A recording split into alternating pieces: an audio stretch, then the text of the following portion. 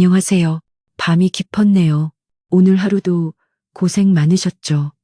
편안하게 쉬면서 오늘 밤 따뜻한 옛날 이야기를 들어보세요. 옛날 옛적에 강원도 깊은 산골에 눈보라가 세상을 온통 하얗게 뒤덮던 시절이 있었답니다. 바람은 마치 성난 짐승처럼 울부짖으며 초가집들의 앙상한 문틈을 파고들었고 웬만한 장정들도 화롯불 앞에서 옴짝달싹 못하던 그런 혹독한 겨울밤이었지요.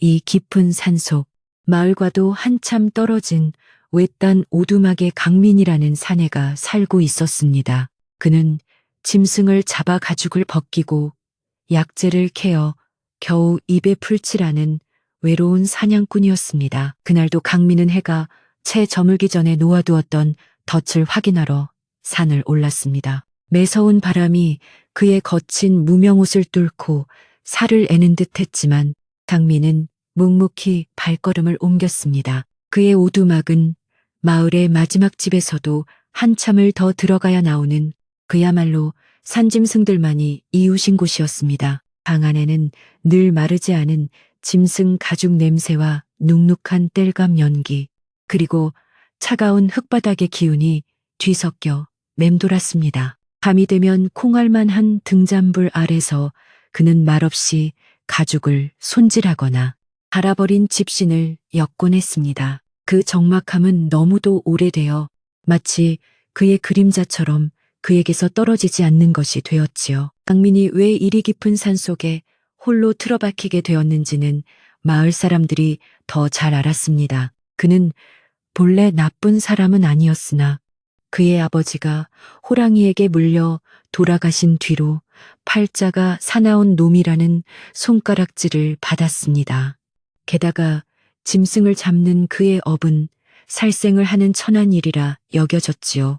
며칠 전 약재와 가죽을 팔러 읍내장터에 내려갔을 때의 일이었습니다. 사람들은 그가 다가가면 슬금슬금 자리를 피했고 아낙네들은 아이고 피비린내야 하며 노골적으로 코를 막았습니다. 철없는 아이들은 그를 향해 돌팔매질을 하며 놀려대기도 했습니다. 강민은 그저 주먹을 꽉 쥔 채 팔아야 할 것들만 팔고는 도망치듯 다시 산으로 돌아올 수밖에 없었습니다. 바로 그날 밤 눈보라는 절정에 달했습니다. 하늘에 구멍이라도 뚫린 듯 쏟아지는 눈발의 한 치 앞도 분간하기 어려웠습니다. 덫을 모두 확인하고 오두막으로 돌아가려던 강민의 발길이 문득 멈췄습니다. 짐승의 울음소리와는 다른 아주 가늘고 희미한 소리가 바람 소리를 뚫고 귓가를 스쳤기 때문입니다. 처음에는 잘못 들었으려니 했지만 소리는 끊어질 듯 이어지며 분명히 사람의 신음소리를 닮아 있었습니다. 강민은 횃불을 고쳐들고 소리가 들려오는 쪽으로 발걸음을 옮겼습니다. 그곳은 발을 한 번만 헛디뎌도 천길 낭떠러지로 떨어지는 아찔한 비탈길이었습니다. 강민은 목숨을 걸고 벼랑 끝으로 다가갔습니다. 눈에 덮인 바위 틈 사이로 희미하게 무언가가 보였습니다. 가까이 다가가 횃불을 비추자 강민은 숨이 멎는 듯 했습니다. 그곳에는 한 여인이 눈 속에 반쯤 파묻힌 채 쓰러져 있었습니다. 입고 있는 옷은 분명 값비싼 비단이었으나 거친 나뭇가지와 바위에 찢겨 누더기가 되어 있었습니다. 하지만 강민의 눈을 사로잡은 것은 따로 있었습니다. 여인의 한쪽 뺨이 날카로운 것에 길게 베어 하얀 눈 위로 붉은 피가 섬뜩하게 번지고 있었습니다.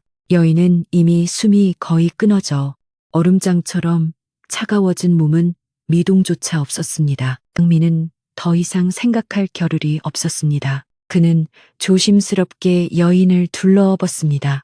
여인의 몸은 깃털처럼 가벼웠습니다. 그는 맹수처럼 으르렁대는 눈보라를 헤치고 자신의 오두막으로 향했습니다. 오두막에 도착하자마자 그는 여인을 아랫목에 뉘고 아껴두었던 생강수란 모금을 입에 머금어 여인의 입술 새로 흘려 넣었습니다. 그리고는 급히 아궁이에 불을 지피고 낡은 이불이란 이불은 다 꺼내어 여인의 몸을 감쌌습니다. 여인의 뺨에 난 상처는 너무도 깊어 피가 멎을 기미가 보이지 않았습니다. 강민은 잠시 망설이다가 짐승 가죽을 꿰맬 때 쓰던 굵은 실과 바늘을 불에 달구었습니다. 그의 손은 투박하고 거칠었지만 짐승의 가죽을 다듬던 솜씨는 놀랍도록 섬세했습니다. 그는 자신이 아는 유일한 방법으로 조심스럽게 상처를 꿰매기 시작했습니다. 약초를 찧어 발을 새도 없이 급한 불부터 꺼야 했습니다. 여인은 고통스러운지 희미한 신음을 흘렸지만 눈을 뜨지는 못했습니다. 강민은 밤새도록 불을 지피며 여인의 곁을 지켰습니다.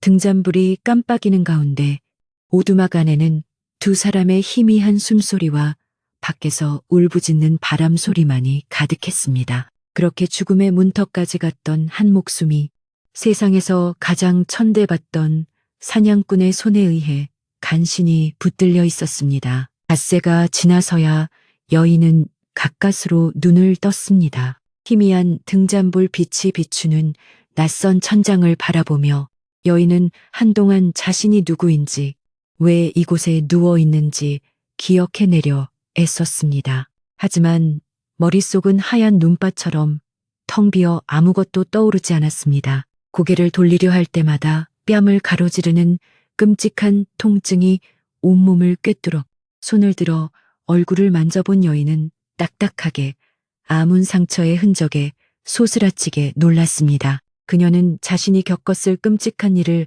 어렴풋이 짐작했지만 그 조각난 공포는 하나로 맞춰지지 않았습니다. 그때 묵직한 발소리와 함께 문이 열리고 덩치 큰 사내가 들어섰습니다. 바로 강민이었습니다.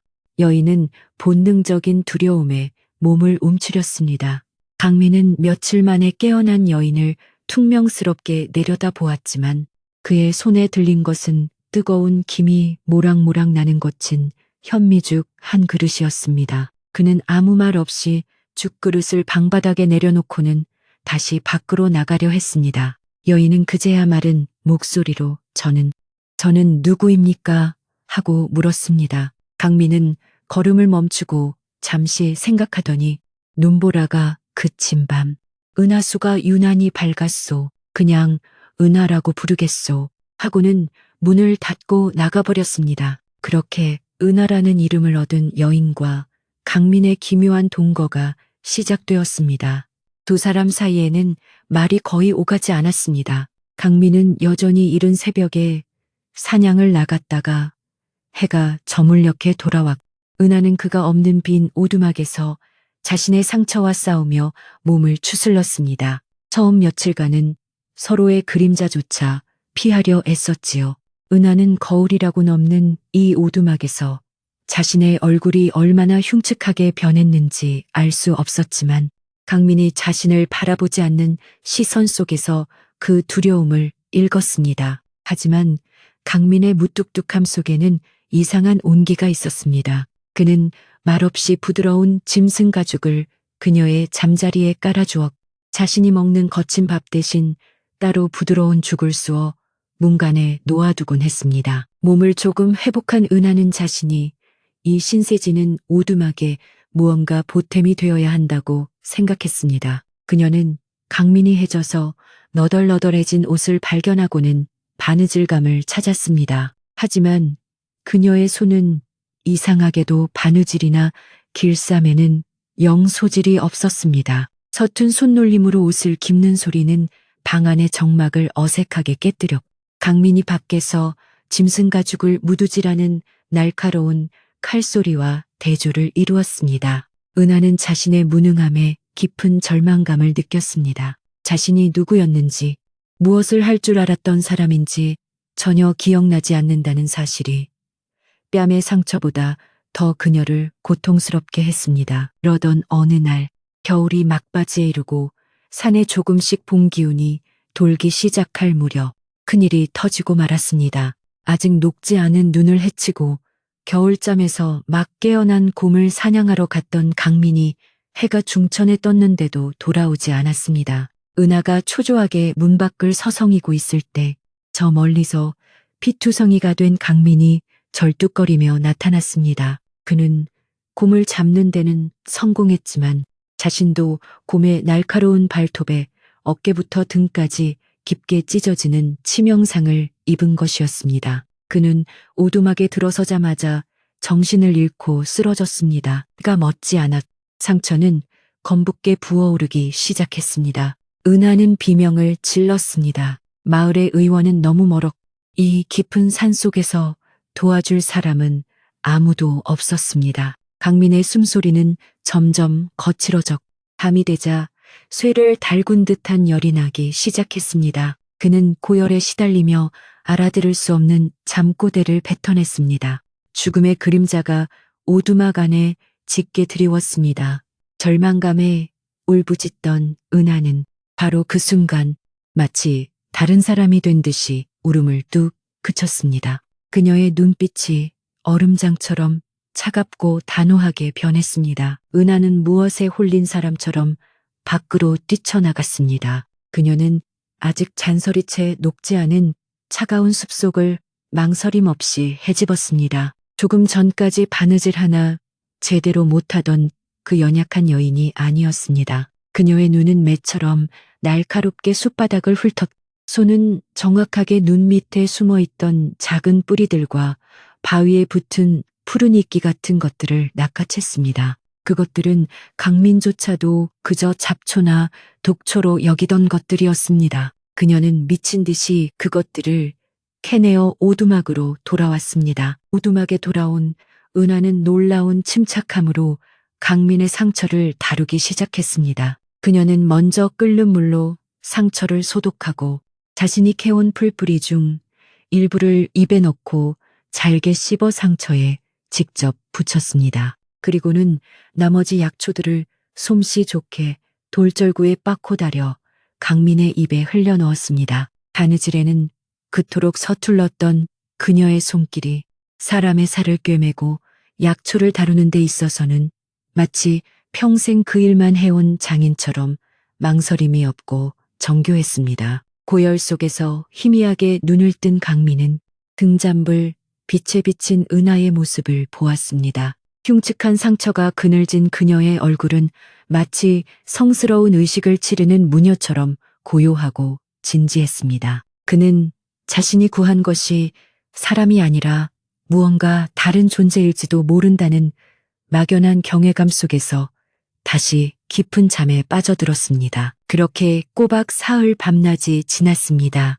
은하는 한숨도 자지 않고 강민을 간호했습니다. 나흘째 아침, 강민은 기적처럼 열이 내리고 정신을 차렸습니다. 상처는 놀랍게도 덧나지 않고 깨끗하게 아물기 시작했습니다. 강민은 자신을 내려다보고 있는 은하의 지친 얼굴과 자신의 어깨에 정교하게 발라진 약초의 흔적을 번갈아 보며 아무 말도 할 수 없었습니다. 그는 그저 네가 나를 살렸구나 하는 한마디만을 겨우 내뱉었습니다. 은하는 그제야 긴장이 풀린 듯 그 자리에 쓰러져 잠이 들었습니다. 강민이 몸을 회복하고 다시 사냥을 나갈 수 있게 되자 두 사람 사이의 공기는 미묘하게 변했습니다. 강민의 무뚝뚝한 시선 속에는 이제 경계심 대신 알 수 없는 놀라움과 고마움이 담겨 있었습니다. 하지만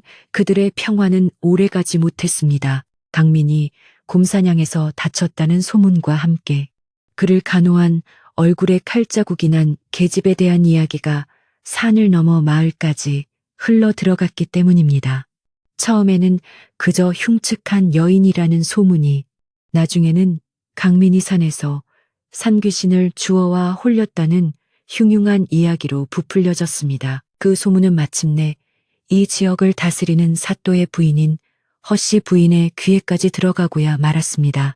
허씨 부인은 본래 양반 가문 출신임을 대단한 긍지로 여기며 자신의 위신과 가문의 명예를 무엇보다 중요하게 생각하는 사람이었습니다. 그녀는 자신의 관할지에서 이처럼 불경스럽고 흉흉한 소문이 도는 것을 참을 수 없었습니다. 어느 봄날 절에 불공을 드리러 가던 길에 허씨 부인은 행차를 멈추고 강민의 오두막을 찾아왔습니다. 그녀는 화려한 가마에서 내리지도 않은 채 오만한 목소리로 강민을 불렀습니다. 네, 이놈.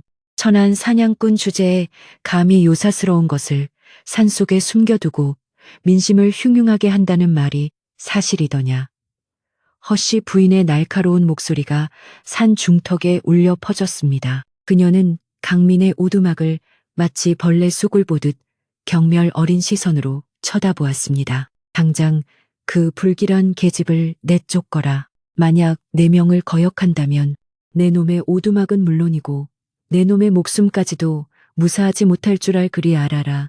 허씨 부인의 협박과 함께 그녀를 호위하던 관아의 병졸들이 창을 겨누며 강민을 위협했습니다. 허씨 부인의 날카로운 목소리가 산 중턱에 메아리쳤습니다. 관아의 병졸들이 창 끝을 겨누자 강민은 늘 움츠리기만 했던 어깨를 꼿꼿이 폈습니다. 그는 평생을 사람들의 멸시와 손가락질 속에 살아왔지만 지금 자신의 등 뒤에서 작게 떨고 있는 저 여인을 위해서라면 두려울 것이 없었습니다. 그는 한 걸음 앞으로 나서며 흙먼지 묻은 거친 목소리로 말했습니다. 마님, 이 사람은 요사스러운 것이 아닙니다. 제가 목숨을 구한 사람일 뿐입니다. 그의 눈빛은 짐승의 그것처럼 거칠었으나 조금의 거짓도 담겨 있지 않았습니다. 바로 그때 오두막 문을 붙잡고 떨고 있던 은하가 비틀거리며 밖으로 나섰습니다. 햇빛 아래 드러난 그녀의 흉터는 더욱 끔찍해 보였고 병졸들은 저도 모르게 주춤거렸습니다. 은하는 두려움에 온몸이 떨렸지만 강민의 앞을 막아서듯 섰습니다. 그녀는 품 안에서 조심스럽게 작은 약초 주머니 하나를 꺼내 허씨 부인을 향해 내밀었습니다. 그녀의 목소리는 갈라져 나왔지만 그 안에는 이상한 확신이 담겨 있었습니다. 부인마님, 심화가 가득하십니다. 옥체를 보존하셔야 합니다. 이것을 가려두십시오. 허씨 부인은 잠시 숨이 멎는 듯 했습니다. 감히 저 흉측한 계집이, 그것도 천한 사냥꾼의 오두막에서 기어나온 것이 자신에게 약을 논하는 것이었습니다. 그녀의 얼굴은 분노로 붉게 타올랐습니다. 네, 이년 감히 어느 안전이라고 내게 훈계질이냐. 그녀는 은하가 내민 약 주머니를 거칠게 쳐냈습니다. 약초들이 허공에 흩뿌려졌습니다. 다시 한번 내 눈에 띄면 내년에 그 흉측한 낯짝을 불로 지져버릴 것이다. 어서 행차를 돌리거라. 가마는 요란한 소리를 내며 산을 내려가 강민은 주먹을 쥔 채 그 뒤를 노려보았습니다. 허씨 부인의 저주는 엉뚱한 곳에서 현실이 되었습니다. 따뜻한 봄바람과 함께 몹쓸 열병이 마을을 덮쳤습니다. 특히 아이들이 속수무책으로 쓰러졌습니다. 마을의 늙은 의원은 값비싼 약재만 축낼 뿐 병세는 나아질 기미가 보이지 않았습니다. 마을은 곡소리와 약탈이는 냄새로 뒤덮였습니다. 아이를 잃은 어미의 울음소리가 산 아래에서 매일같이 들려왔습니다. 강민은 그 소리를 들으며 말없이 땔감만 뱉고 은하는 알 수 없는 슬픔에 잠겨 멍하니 산 아래를 내려다보곤 했습니다. 그러던 어느 늦은 밤 누군가 절박하게 오두막 문을 두드렸습니다. 예전에 장터에서 강민에게 유일하게 따뜻한 떡 한 조각을 건넸던 가난한 농부였습니다. 그의 핏발 선 눈에는 눈물이 가득했습니다. 사냥꾼, 양반, 제발 내 아들 좀 살려주시오. 의원이 이젠 가망이 없다고 대개 그분이 곰에게 물린 당신을 살렸다는 말을 들었소. 제발 내 아들 좀. 농부는 흙바닥에 머리를 찌으며 애원했습니다. 강민이 망설이는 사이 은하가 방 안에서 나왔습니다. 그녀는 농부의 아들을 보지도 않고 그저 그의 절박한 눈빛을 바라보더니 강민을 향해 말했습니다. 북쪽을 바라보는 큰 바위 밑에만 자라는 뿌리가 필요합니다.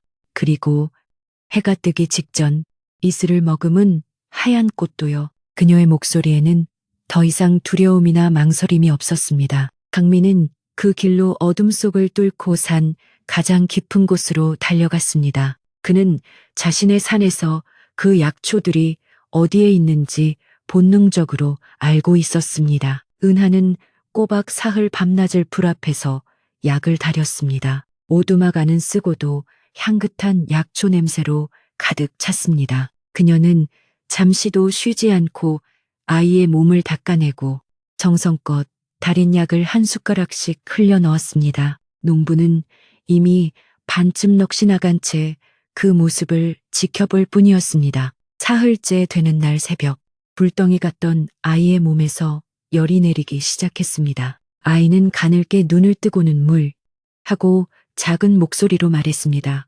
기적이 일어난 것입니다. 농부는 제정신이 아닌 듯 웃고 울며 아이를 업고 산을 내려갔습니다.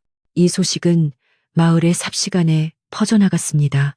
죽어가던 아이가 살아 돌아왔다는 것, 흉측한 산귀신이 그 아이를 살렸다는 것은 믿기 어려운 이야기였습니다. 하지만 아이는 분명히 살아났습니다. 사람들은 수군거리기 시작했습니다.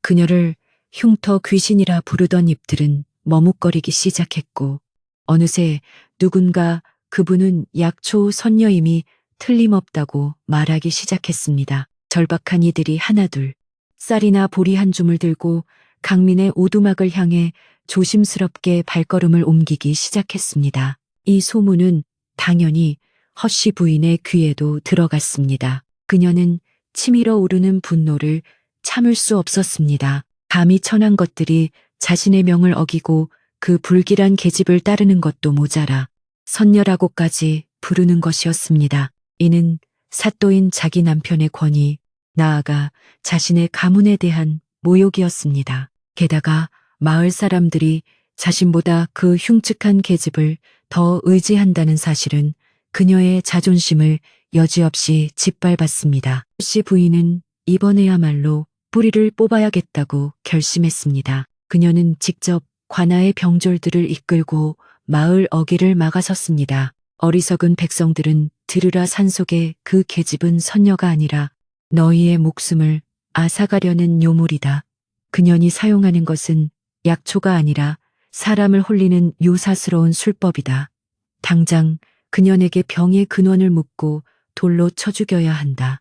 그녀는 산으로 올라가는 길목마다 병졸들을 세워 사람들의 출입을 막았습니다. 마을 사람들은 다시금 공포에 떨었습니다. 그들은 무서운 열병과 사또 부인의 섯을 퍼런 권력 사이에서 갈 곳을 잃고 말았습니다. 강민과 은하는 또다시 세상과 고립되었습니다. 허씨 부인이 보낸 병졸들이 마을 어귀를 막아선 채 흉흉한 기운이 감돈 지 사흘째 되던 날이었습니다. 사람들은 열병의 공포와 사또 부인의 권세 사이에서 이러지도 저러지도 못한 채 숨을 죽이고 있었습니다. 바로 그때 경적을 깨고 읍내 쪽에서 요란한 말발굽 소리가 들려왔습니다. 곧이어 한 무리의 관원들이 먼지를 일으키며 마을 어귀에 들이닥쳤습니다. 그들은 이 고을 사또를 만나러 온 것이 아니었습니다.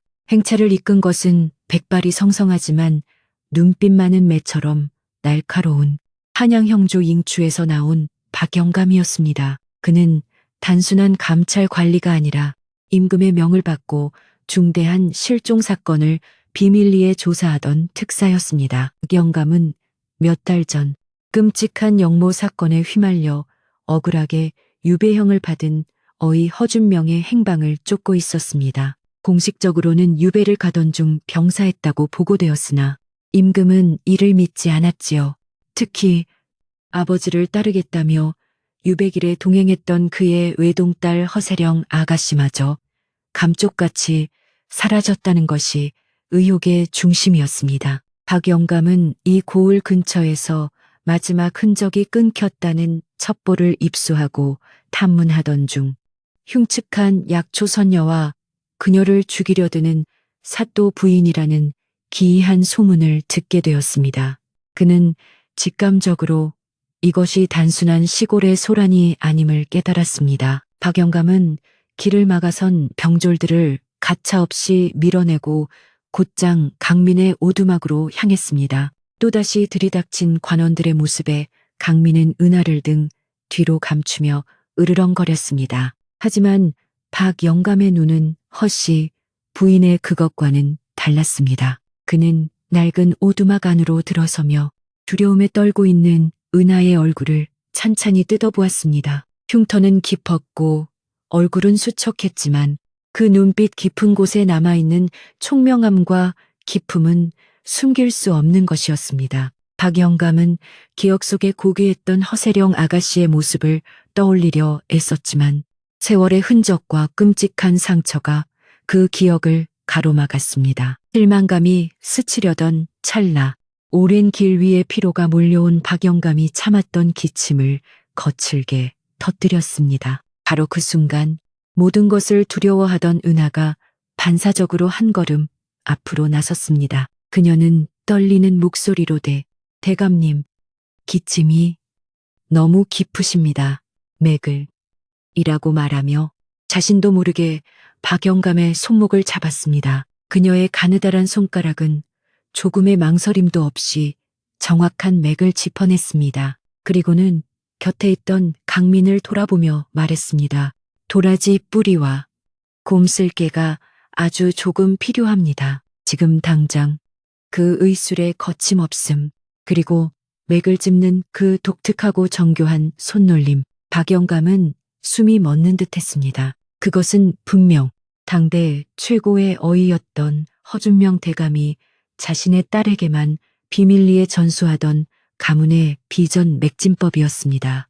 박영감의 눈이 크게 흔들렸습니다. 그는 은하의 머리를 유심히 살피다 그녀의 낡은 옷품 속에서 무언가가 반짝이는 것을 보았습니다. 강민이 그녀에게 소중히 간직하라며 돌려주었 바로 그 나무 비녀였습니다. 강민이 처음 그녀를 발견했을 때 얼어붙은 그녀의 손에 마지막 힘을 다해 꽉 쥐어져 있던 것이지요. 박영감은 떨리는 손으로 비녀를 받아 들었습니다. 빗자국이 희미하게 남은 비녀의 한쪽 끝에는 눈물 자국처럼 작은 글씨가 새겨져 있었습니다.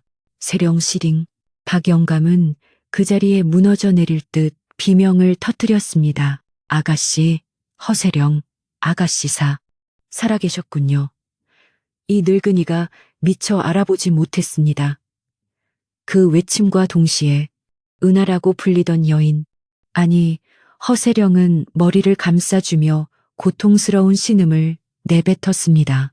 잊혔던 기억의 파편들이 거대한 눈사태처럼 그녀의 머릿속을 덮쳤습니다. 그녀는 모든 것을 기억해냈습니다. 아버지의 억울한 누명, 끝없는 유배길, 그리고 벼랑 끝에서 자신을 밀어버리던 검은 옷의 사내들, 그 사내들 뒤에서 가문의 수치인이 깨끗이 가거라며 차갑게 내려다보던 한 여인의 얼굴. 그 얼굴은 바로 고모님.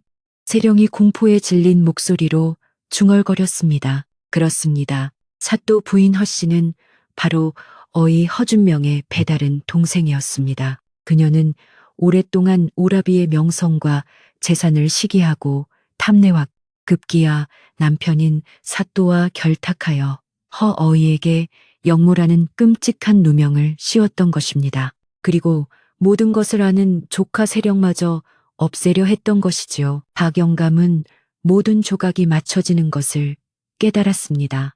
허씨 부인이 산귀신을 죽이려 했던 것은 단순한 미신이나 시기 때문이 아니었습니다. 그것은 자신의 끔찍한 죄를 덮기 위한 마지막 발악이었던 것입니다. 박영감은 오두막 밖을 향해 천둥 같은 목소리로 호령했습니다. 여봐라, 당장 저 아래 있는 사또 부부와 그 수하들을 모조리 포박하라. 이들은 어이 허준명 대감을 모함하고 그 여식인 세령 아가씨를 살해하려 한 천인공 노할 죄인들이다. 임금의 특사임을 증명하는 마패가 높이 들어 올려지자 감히 누구도 저항하지 못했습니다. 허씨 부인은 자신의 화려한 비단옷이 흙바닥에 끌리는 것도 모른 채 공포에 질려 그 자리에 주저앉았습니다. 모든 소란이 폭풍처럼 지나갔습니다. 허씨 부부와 그 남편인 사또는 모든 죄가 밝혀져 한양으로 압송되어 그들의 재산은 몰수되어 열병으로 고통받은 마을 사람들에게 나누어졌습니다. 얼마 지나지 않아 허준명 어이가 억울한 누명을 벗고 다시 어이의 자리에 복귀했다는 기쁜 소식이 산골 마을까지 전해졌습니다. 그는 목숨을 구해준 사냥꾼 강민에게는 평생 쓰고도 남을 만큼의 큰 상을 내렸고 하나뿐인 딸 세령에게는 당장 한양으로 돌아와 예전의 영화를 누리라는 정가를 보냈습니다. 마을 사람들은 이제 그녀가 곧 화려한 가마를 타고 떠날 것이라 생각하며 기쁨 반 아쉬움 반의 마음으로 그녀를 바라보았습니다. 세령은 며칠 밤낮을 깊은 생각에 잠겼습니다. 기억은 모두 돌아왔지만 한양의 높다란 기와집과 아버지의 자애로운 얼굴은 어쩐지 꿈속처럼 아득하게만 느껴졌습니다. 반면에 자신을 은하라 이름 붙여주던 저 무뚝뚝한 사냥꾼의 목소리, 이 춥고 외로운 오두막에서 함께 나누었던 뜨거운 현미죽 한 그릇, 그리고 세상 모두가 경멸하던 자신의 흉측한 상처를 유일하게 두려워하지 않았던 그 깊은 눈빛은 이미 그녀의 가슴 속에 살아 숨쉬는 현실이 되어 있었습니다. 그녀는 강민이 떠다준 차가운 샘물에 자신의 얼굴을 비추어 보았습니다. 뺨을 가로지르는 흉터는 여전히 선명했지만 더 이상 그녀를 아프게 하지 않았습니다. 몸이 완연하게 산을 물들였습니다. 세령은 아버지에게 이곳에 남겠다는 서신을 보냈습니다. 그녀는 고귀한 양반의 비단옷 대신 질기고 편안한 무명옷을 입었습니다. 강민과 세령은 힘을 합쳐 산중턱, 햇볕이 가장 잘 드는 양지 바른 곳에 낡은 오두막보다 훨씬 크고 튼튼한 나무집을 짓기 시작했습니다. 그것은 두 사람의 따뜻한 새 보금자리이자 몸과 마음이 아픈 사람들이 언제든 찾아올 수 있는 작은 약방이 될 것이었습니다. 이야기의 마지막은 두 사람이 나란히 서서 새로 일군 작은 밭에 첫 번째 약초 씨앗을 심는 모습입니다. 짐승을 잡느라 거칠어진 강민의 손과 이제는 약초를 다듬느라 단단해진 세령의 손이 함께 따뜻한 흙을 덮었습니다. 세령은 더 이상 기억을 잃은 은하도 한양의 고귀한 허세령 아가씨도 아니었습니다. 그녀는 그저 자신의 자리를 찾은 강민의 곁에서 사람을 살리는 이 사내 의원으로서 가장 평화롭고 환한 미소를 짓고 있었습니다. 그 후로 두 사람이 어찌 살았는지 궁금하시다고요. 물론이지요. 강민은 더 이상 활을 들고 짐승을 잡지 않았답니다. 대신 그는 아내를 위해 이 산 저 산을 누비며 가장 귀하고 좋은 약초를 캐는 최고의 약초꾼이 되었습니다. 그리고 세령은 사람들은 더 이상 그녀의 뺨에 남은 흉터를 보지 않았습니다. 그저 아픈 이를 어루만지는 인자하고 따뜻한 산골 의원님의 손길만을 기억했지요. 두 사람의 약방은 사시사철 온기를 찾는 사람들로 북저격. 그들의 이야기는 그렇게 바람을 타고 눈을 타고 세월을 넘어 오늘 밤 저의 입을 통해 여러분에게까지 전해진 것이랍니다. 자, 이제 이야기는 끝났습니다. 부디 따뜻한 밤 되시구려. 안녕하세요. 밤이 깊었네요. 오늘 하루도 고생 많으셨죠? 편안하게 쉬면서 오늘 밤 따뜻한 옛날 이야기를 들어보세요. 옛날 옛적에 강원도 깊은 산골에 눈보라가 세상을 온통 하얗게 뒤덮던 시절이 있었답니다. 바람은 마치 성난 짐승처럼 울부짖으며 초가집들의 앙상한 문틈을 파고들었고 웬만한 장정들도 화롯불 앞에서 옴짝달싹 못하던 그런 혹독한 겨울밤이었지요. 이 깊은 산속, 마을과도 한참 떨어진 외딴 오두막의 강민이라는 사내가 살고 있었습니다. 그는 짐승을 잡아 가죽을 벗기고 약재를 캐어 겨우 입에 풀칠하는 외로운 사냥꾼이었습니다. 그날도 강민은 해가 채 저물기 전에 놓아두었던 덫을 확인하러 산을 올랐습니다. 매서운 바람이 그의 거친 무명옷을 뚫고 살을 애는 듯 했지만 강민은 묵묵히 발걸음을 옮겼습니다. 그의 오두막은 마을의 마지막 집에서도 한참을 더 들어가야 나오는 그야말로 산짐승들만이 이웃인 곳이었습니다. 방 안에는 늘 마르지 않은 짐승 가죽 냄새와 눅눅한 땔감 연기, 그리고 차가운 흙바닥의 기운이 뒤섞여 맴돌았습니다. 밤이 되면 콩알만한 등잔불 아래서 그는 말없이 가죽을 손질하거나 갈아버린 집신을 엮곤 했습니다. 그 적막함은 너무도 오래되어 마치 그의 그림자처럼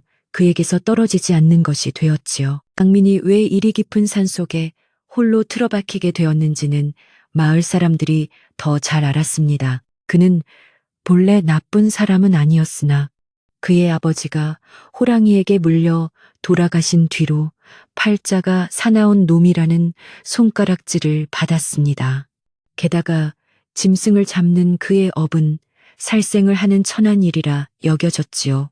며칠 전 약재와 가죽을 팔러 읍내장터에 내려갔을 때의 일이었습니다. 사람들은 그가 다가가면 슬금슬금 자리를 피했고 아낙네들은 아이고 피비린내야 하며 노골적으로 코를 막았습니다. 철없는 아이들은 그를 향해 돌팔매질을 하며 놀려대기도 했습니다. 당민은 그저 주먹을 꽉 쥔 채 팔아야 할 것들만 팔고는 도망치듯 다시 산으로 돌아올 수밖에 없었습니다. 바로 그날 밤 눈보라는 절정에 달했습니다. 하늘에 구멍이라도 뚫린 듯 쏟아지는 눈발의 한 치 앞도 분간하기 어려웠습니다. 덫을 모두 확인하고 오두막으로 돌아가려던 강민의 발길이 문득 멈췄습니다. 짐승의 울음소리와는 다른 아주 가늘고 희미한 소리가 바람 소리를 뚫고 귓가를 스쳤기 때문입니다. 처음에는 잘못 들었으려니 했지만 소리는 끊어질 듯 이어지며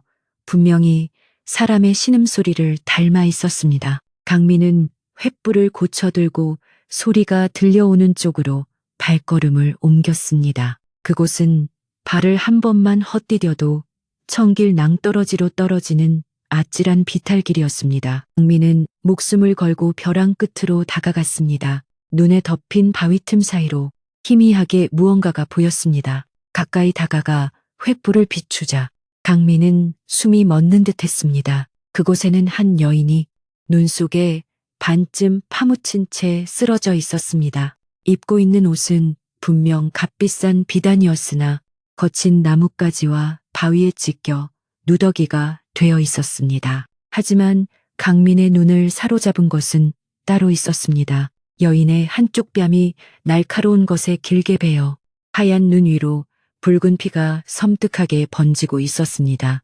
여인은 이미 숨이 거의 끊어져 얼음장처럼 차가워진 몸은 미동조차 없었습니다. 강민은 더 이상 생각할 겨를이 없었습니다. 그는 조심스럽게 여인을 둘러엎었습니다.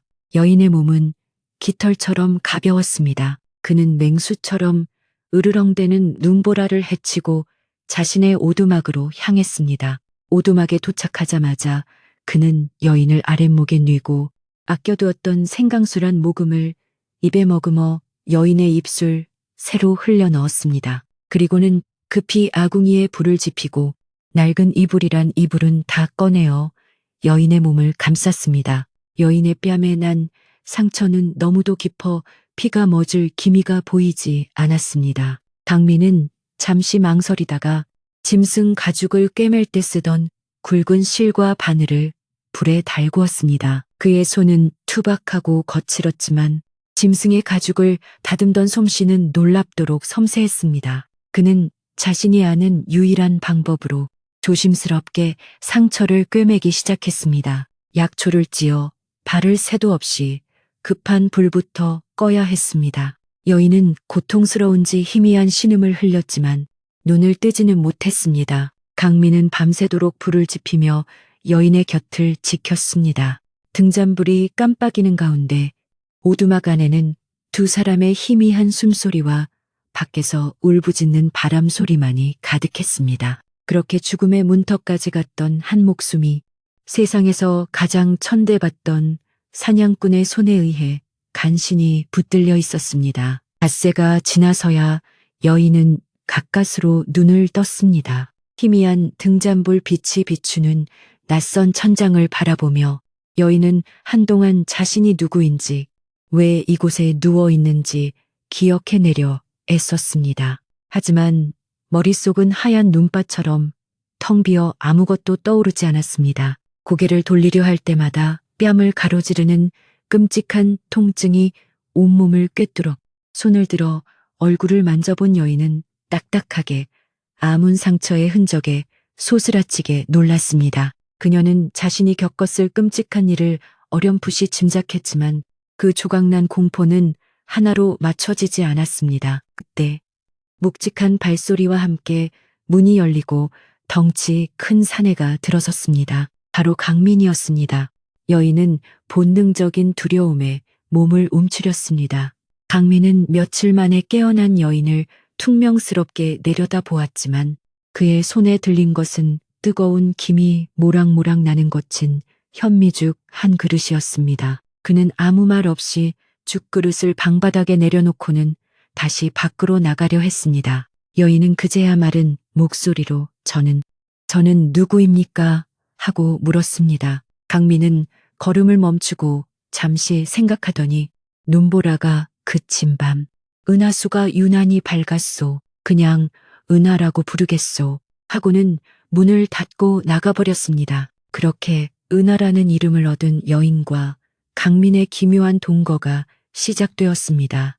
두 사람 사이에는 말이 거의 오가지 않았습니다. 강민은 여전히 이른 새벽에 사냥을 나갔다가 해가 저물녘에 돌아왔고 은하는 그가 없는 빈 오두막에서 자신의 상처와 싸우며 몸을 추슬렀습니다. 처음 며칠간은 서로의 그림자조차 피하려 애썼지요. 은하는 거울이라고는 없는 이 오두막에서 자신의 얼굴이 얼마나 흉측하게 변했는지 알 수 없었지만 강민이 자신을 바라보지 않는 시선 속에서 그 두려움을 읽었습니다. 하지만 강민의 무뚝뚝함 속에는 이상한 온기가 있었습니다. 그는 말없이 부드러운 짐승 가죽을 그녀의 잠자리에 깔아주었고 자신이 먹는 거친 밥 대신 따로 부드러운 죽을 쑤어 문간에 놓아두곤 했습니다. 몸을 조금 회복한 은하는 자신이 이 신세지는 오두막에 무언가 보탬이 되어야 한다고 생각했습니다. 그녀는 강민이 해져서 너덜너덜해진 옷을 발견하고는 바느질감을 찾았습니다. 하지만 그녀의 손은 이상하게도 바느질이나 길쌈에는 영 소질이 없었습니다. 서툰 손놀림으로 옷을 깁는 소리는 방 안의 정막을 어색하게 깨뜨렸고 강민이 밖에서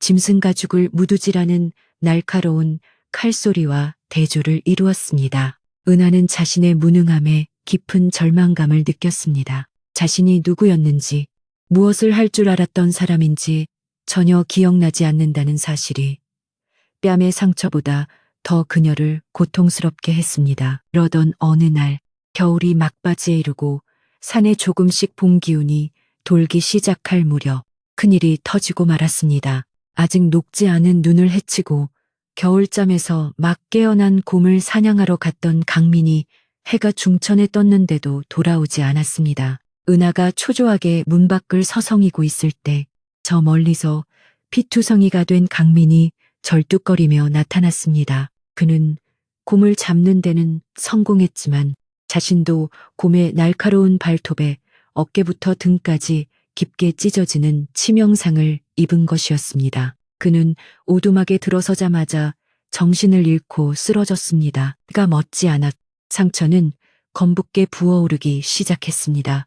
은하는 비명을 질렀습니다. 마을의 의원은 너무 멀었고 이 깊은 산 속에서 도와줄 사람은 아무도 없었습니다. 강민의 숨소리는 점점 거칠어졌고 밤이 되자 쇠를 달군 듯한 열이 나기 시작했습니다. 그는 고열에 시달리며 알아들을 수 없는 잠꼬대를 뱉어냈습니다.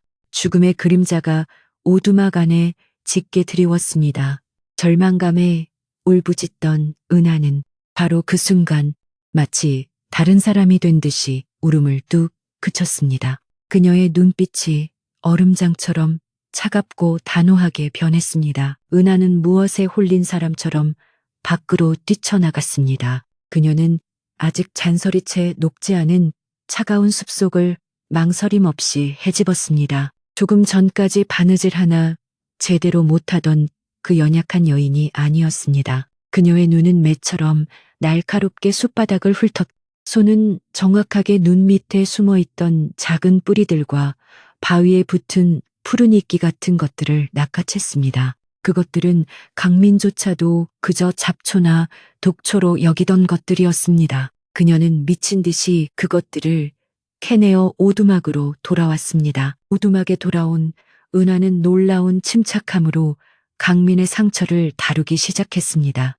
그녀는 먼저 끓는 물로 상처를 소독하고 자신이 캐온 풀뿌리 중 일부를 입에 넣고 잘게 씹어 상처에 직접 붙였습니다. 그리고는 나머지 약초들을 솜씨 좋게 돌절구에 빻고 다려 강민의 입에 흘려 넣었습니다. 바느질에는 그토록 서툴렀던 그녀의 손길이 사람의 살을 꿰매고 약초를 다루는 데 있어서는 마치 평생 그 일만 해온 장인처럼 망설임이 없고 정교했습니다. 고열 속에서 희미하게 눈을 뜬 강민은 등잔불 빛에 비친 은하의 모습을 보았습니다. 흉측한 상처가 그늘진 그녀의 얼굴은 마치 성스러운 의식을 치르는 무녀처럼 고요하고 진지했습니다. 그는 자신이 구한 것이 사람이 아니라 무언가 다른 존재일지도 모른다는 막연한 경외감 속에서 다시 깊은 잠에 빠져들었습니다. 그렇게 꼬박 사흘 밤낮이 지났습니다.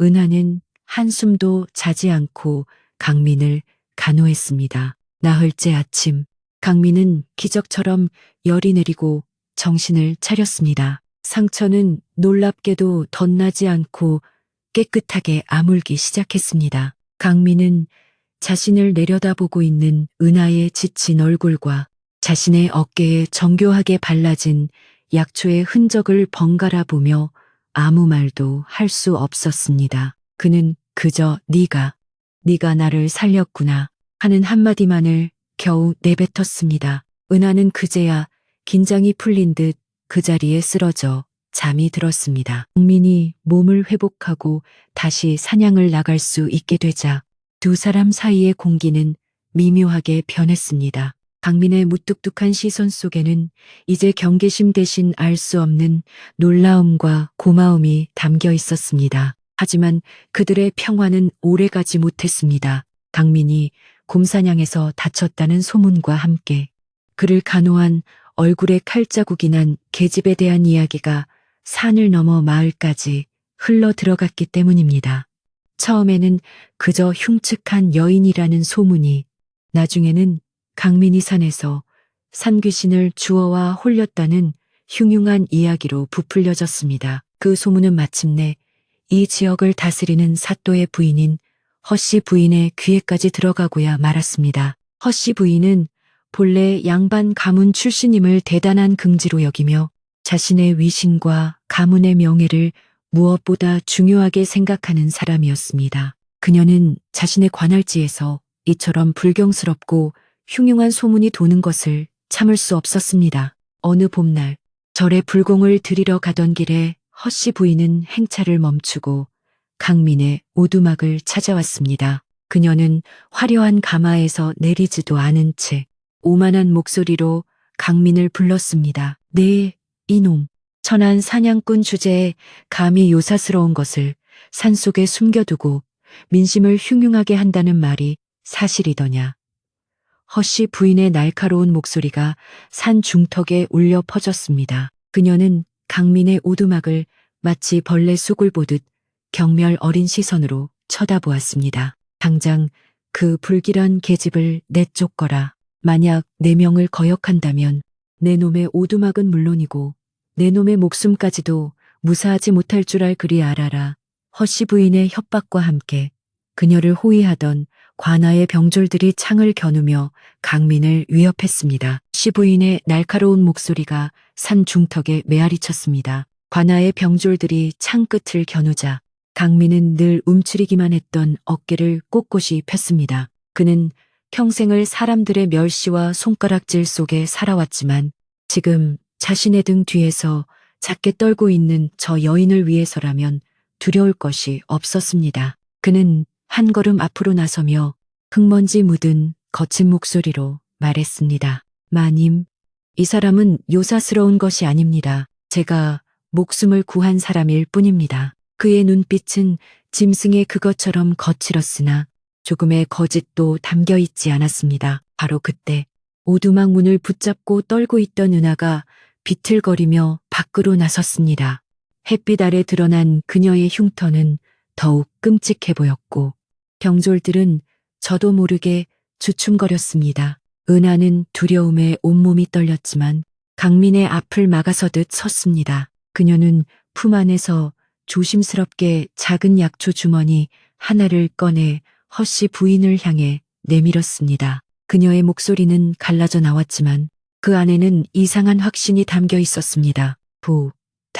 부인마님, 심화가 가득하십니다. 옥체를 보존하셔야 합니다. 이것을 가려드십시오.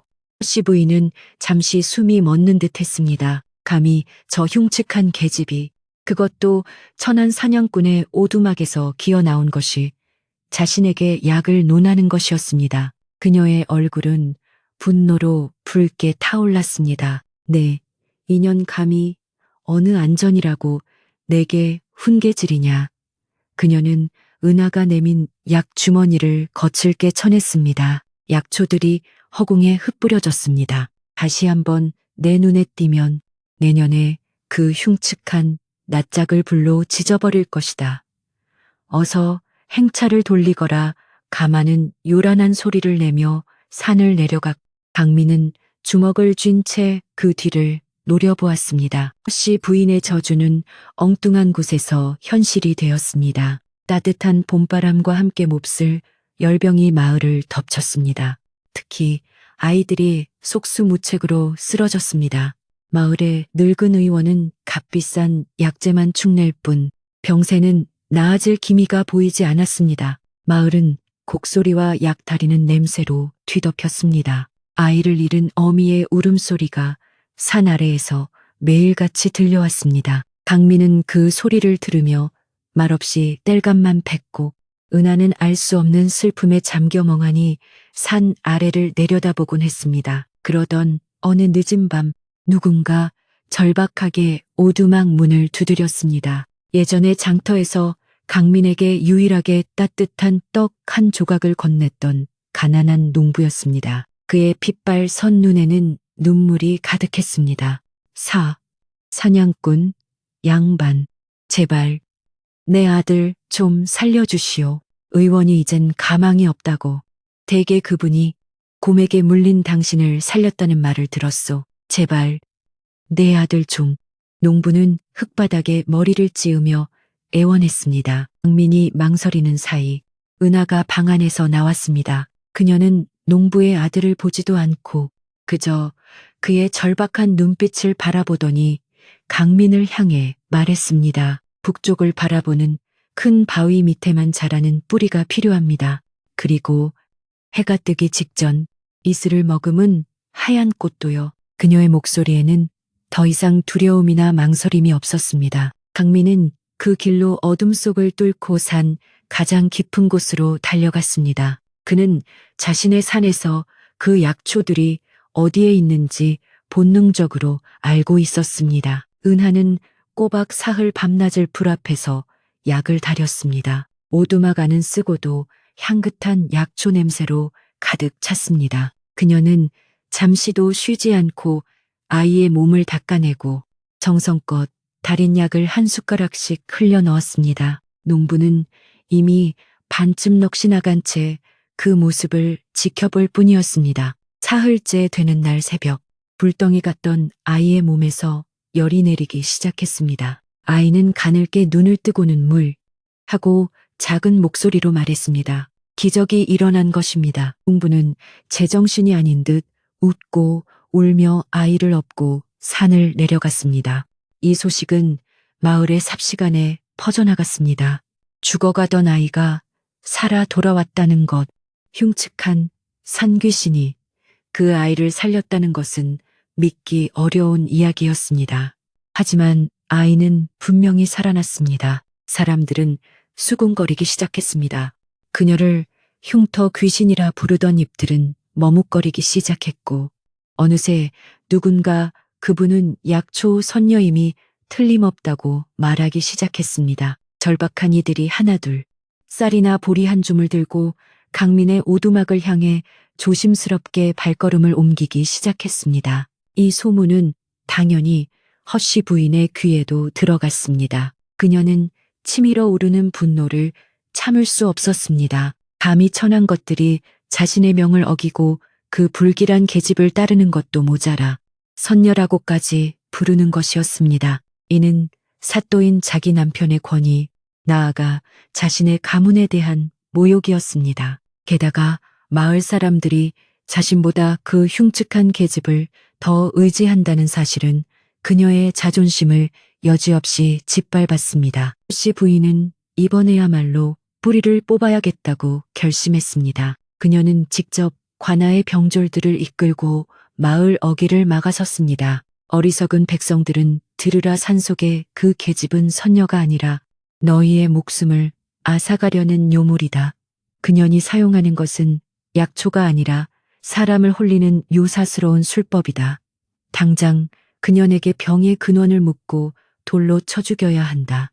그녀는 산으로 올라가는 길목마다 병졸들을 세워 사람들의 출입을 막았습니다. 마을 사람들은 다시금 공포에 떨었습니다. 그들은 무서운 열병과 사또 부인의 섯을 퍼런 권력 사이에서 갈 곳을 잃고 말았습니다. 강민과 은하는 또다시 세상과 고립되었습니다. 허씨 부인이 보낸 병졸들이 마을 어귀를 막아선 채 흉흉한 기운이 감돈 지 사흘째 되던 날이었습니다. 사람들은 열병의 공포와 사또 부인의 권세 사이에서 이러지도 저러지도 못한 채 숨을 죽이고 있었습니다. 바로 그때 정적을 깨고 읍내 쪽에서 요란한 말발굽 소리가 들려왔습니다. 곧이어 한 무리의 관원들이 먼지를 일으키며 마을 어귀에 들이닥쳤습니다. 그들은 이 고을 사또를 만나러 온 것이 아니었습니다. 행차를 이끈 것은 백발이 성성하지만 눈빛 많은 매처럼 날카로운 한양형조 잉추에서 나온 박영감이었습니다. 그는 단순한 감찰 관리가 아니라 임금의 명을 받고 중대한 실종 사건을 비밀리에 조사하던 특사였습니다. 박영감은 몇 달 전 끔찍한 영모 사건에 휘말려 억울하게 유배형을 받은 어이 허준명의 행방을 쫓고 있었습니다. 공식적으로는 유배를 가던 중 병사했다고 보고되었으나 임금은 이를 믿지 않았지요.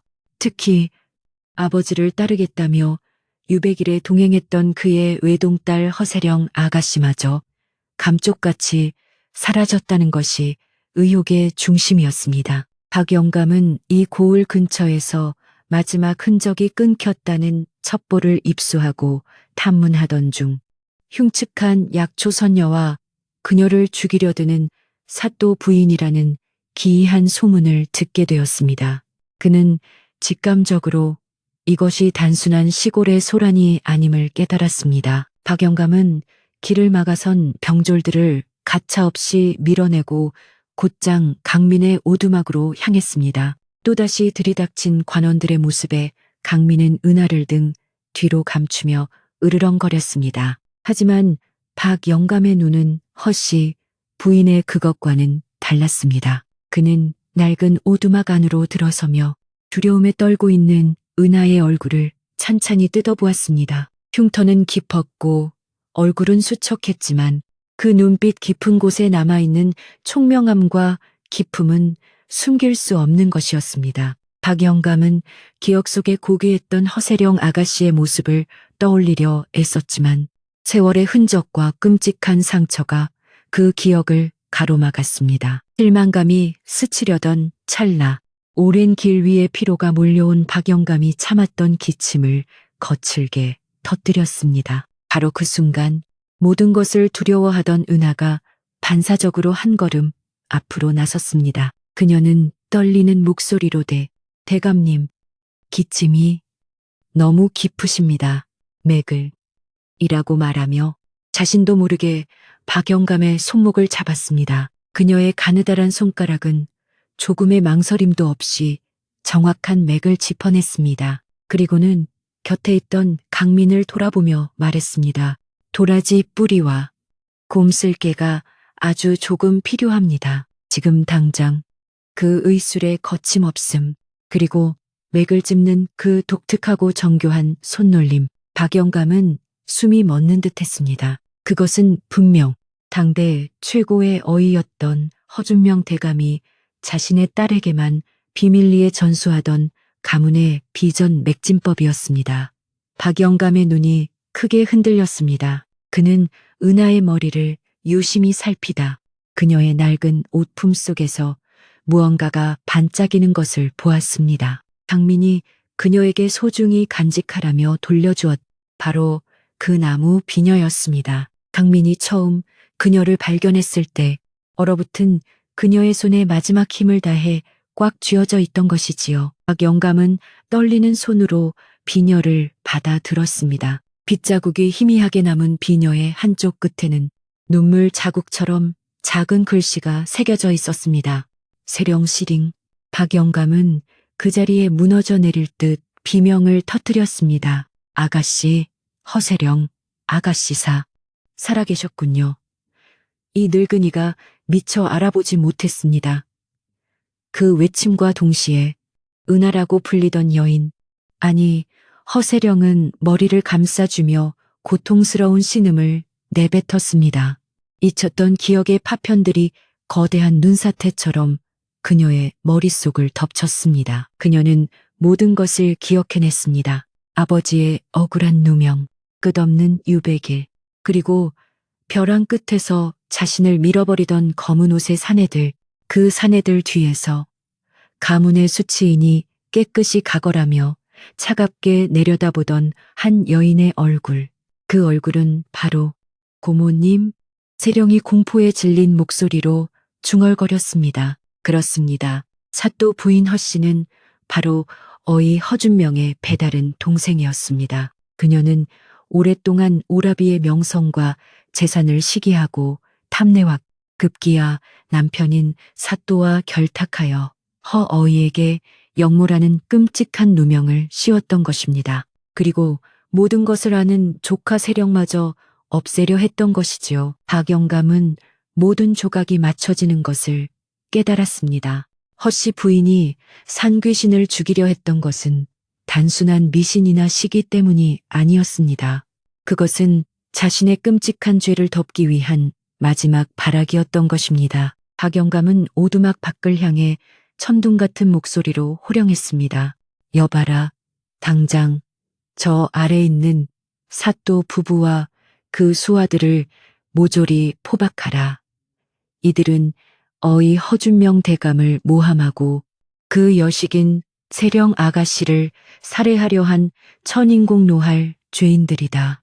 임금의 특사임을 증명하는 마패가 높이 들어 올려지자 감히 누구도 저항하지 못했습니다. 허씨 부인은 자신의 화려한 비단옷이 흙바닥에 끌리는 것도 모른 채 공포에 질려 그 자리에 주저앉았습니다. 모든 소란이 폭풍처럼 지나갔습니다. 허씨 부부와 그 남편인 사또는 모든 죄가 밝혀져 한양으로 압송되어 그들의 재산은 몰수되어 열병으로 고통받은 마을 사람들에게 나누어졌습니다. 얼마 지나지 않아 허준명 어이가 억울한 누명을 벗고 다시 어이의 자리에 복귀했다는 기쁜 소식이 산골 마을까지 전해졌습니다. 그는 목숨을 구해준 사냥꾼 강민에게는 평생 쓰고도 남을 만큼의 큰 상을 내렸고 하나뿐인 딸 세령에게는 당장 한양으로 돌아와 예전의 영화를 누리라는 정가를 보냈습니다. 마을 사람들은